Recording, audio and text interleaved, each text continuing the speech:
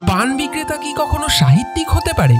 অনেকেই কটূক্তি করেছিল পিন্টু পোহানকে, কিন্তু পানের দোকানে বসে তার লেখা গল্প কবিতাই প্রকাশিত হয়েছে বাংলার প্রথম সারির পত্রপত্রিকাতে।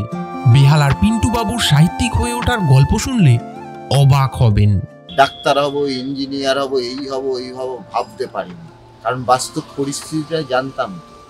ছোটবেলা থেকেই যখন ওই মাঠে গোবর তুলতে যেতাম, ধরুন জলায় শাক পাতা তুলতে যেতাম, খুব অভাবের পরিবারকে সাহায্য করার জন্য অন্যের দোকানে কাজ করতাম, তখন থেকেই কিন্তু লেখার চেষ্টা আমি চালিয়ে গেছি।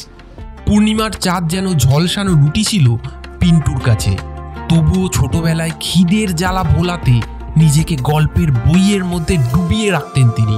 তার বাবা লেবারের কাজ করে যা রোজগার করতেন তা দিয়ে 7 জন মানুষের সংসার চলতো না।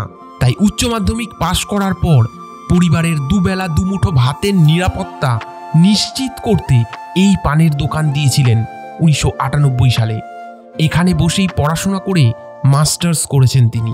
অজস্র গল্প উপন্যাস লিখে নিজের স্বপ্ন পূরণ করেছেন, পেয়েছেন অনেক মানুষের ভালোবাসা।